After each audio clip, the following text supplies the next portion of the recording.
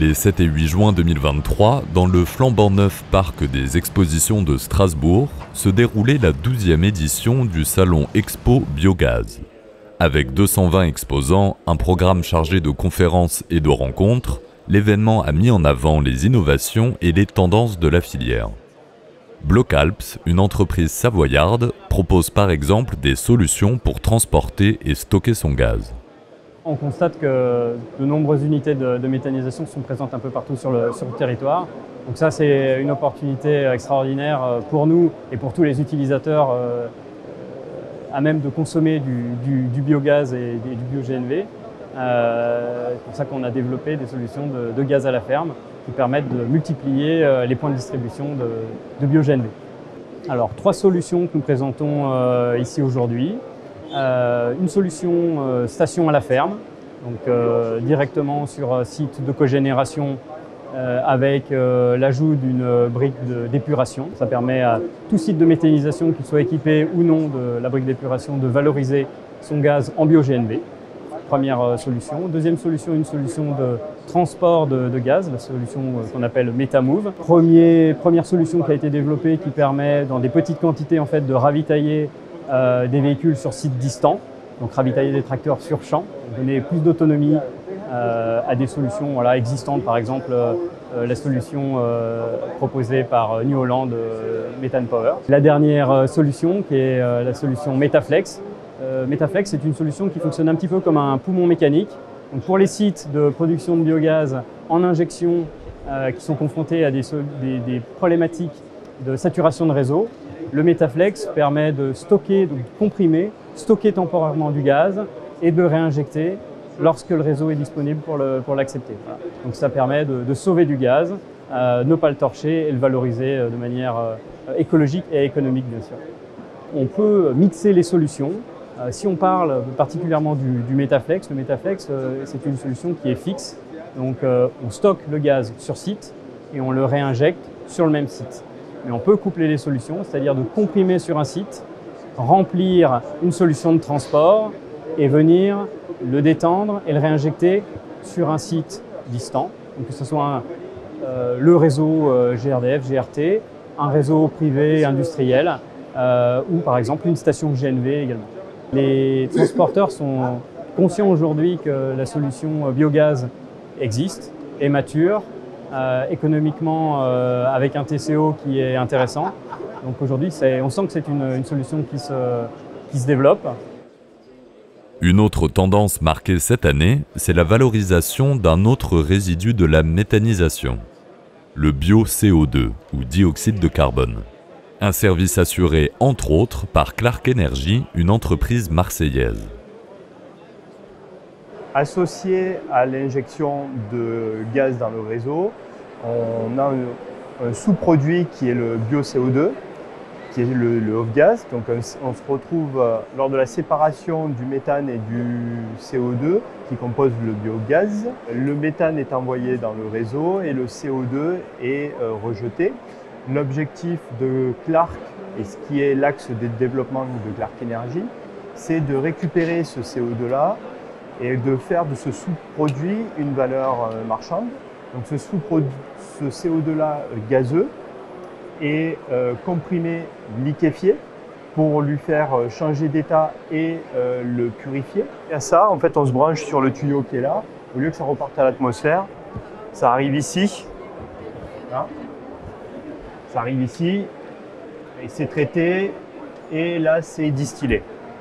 Pour une injection de 100 normomètres cubes de biométhane, vous produisez 1000 tonnes par an. Donc ce CO2 est stocké dans des cubes et mis à disposition pour les industriels utilisant du CO2. Donc vous pouvez très bien avoir du CO2 qui est acheté par votre client à 60 € la tonne et avoir des clients qui achètent du CO2 à 200 € la tonne. Vous pouvez avoir du 20 tonnes de stockage sur une cuve et vous pouvez aller jusqu'à 60 tonnes, même plus. Donc l'investissement ne sera pas forcément le même, mais sur des tailles qui correspondraient à des installations de 300 normomètres cubes de biométhane en épuration, Il faut compter 150 000 € d'investissement pour la partie cuve stockage. Un autre produit peu valorisé qui est lié au stockage de matières organiques, c'est le méthane qui s'en échappe dans l'atmosphère. Pour récupérer ce gaz, la société Nénuphar propose une solution. Simplement une bâche flottante récupératrice de biogaz, donc c'est un Nénuphar, donc c'est un gros boudin pneumatique, donc comme on peut voir là, donc un grand boudin pneumatique avec la membrane, un lestardon à l'intérieur pour bien faire la bonne étanchéité avec le lisier et le biogaz en fait, pour qu'on n'ait rien d'autre qui soit en contact. Le biogaz en fait attaque les fosses de béton, donc les condensats qui s'échappent de ce biogaz là. Ce qui fait que ça détruit les fosses en béton sur du long terme. Donc c'est pour ça qu'on l'a fait flottant. On n'a rien d'autre qui est en contact avec autre que le Nénuphar avec le biogaz, ce qui fait qu'on a un système qui peut s'adapter à tout type de fosse. Dès qu'on stocke de la matière organique, il y aura forcément du méthane qui sera émis. C'est la méthanisation, c'est comme ça. Nous, c'est à basse température, donc c'est de la méthanisation psychrophile en fait. Donc en fait, c'est juste on ne chauffe pas la matière. Là où dans les digesteurs normaux, en fait, on chauffe la matière pour que ce soit plus rapide.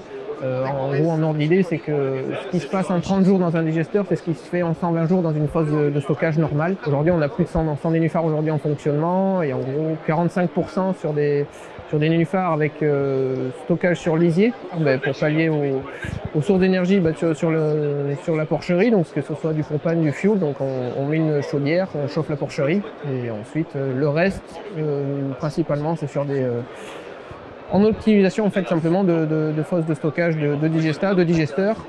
Du coup voilà, on récupère tout ce biogaz là, il n'a pas lieu de partir dans l'atmosphère, il faut qu'il retourne dans le digesteur. C'est c'est très rentable en tout cas sur une unité de méthanisation et il y a l'obligation de couvrir la fosse, donc autant aller récupérer le biogaz et être plus rentable. L'ordre d'idée pour un Nénuphar, pour un diamètre de fosse d'une 30 mètres, c'est à peu près 90 000 € d'investissement pour une 30 mètres. Donc c'est à peu près en gros 2500 € du mètre de diamètre. Après, à voir avec les surpresseurs, les choses comme ça, mais l'ordre d'idée, c'est à peu près ça. À l'instar de Nénuphar, les nouveautés étaient mises à l'honneur sur le salon. Le trophée de l'innovation a vu 23 participants s'affronter, soit 10 de plus que l'année dernière. Preuve, s'il en fallait, que le secteur est très dynamique. Donc le lauréat, c'est Hydrotech Environnement avec le BioFlow Séparation. Bravo! Cette année, c'est Hydrotech Environnement, une entreprise alsacienne qui a remporté le prix pour son séparateur de phase mobile. Une nouvelle activité sous l'entité BioFlow Séparation, qui consiste à venir réaliser de la séparation de phase mobile directement sur site. L'enjeu en fait de cette machine, c'est d'avoir des très grosses capacités de travail. On sait travailler jusqu'à 300 m3, donc c'est une unité qui est la première référence unité en France. C'est effectivement à destination des agriculteurs, des exploitants agricoles qui ont un besoin aujourd'hui de séparer leur lisier à la ferme, mais également à destination des méthanisations pour des opérations de curage de digesteurs, d'intervention, de réactivité qui nécessitent des besoins et des débuts de chantier qui sont importants. L'unité mobile est encore en fin de fabrication, je la réceptionne fin juin et les premiers chantiers démarreront courant du mois d'août. C'est une immense fierté d'avoir aujourd'hui été lauréat du prix de l'innovation 2023. Le prix permet effectivement d'apporter de la visibilité à ce projet et à cette activité et pouvoir démarrer l'activité le plus rapidement possible. On vous félicite, on vous donne rendez-vous l'année prochaine pour encore plus d'innovation et encore plus de plaisir à les présenter. Merci beaucoup, bonne journée, bon salon.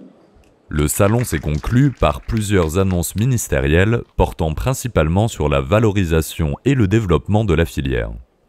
Le prochain rendez-vous de la manifestation est donné au même endroit les 5 et 6 juin 2024.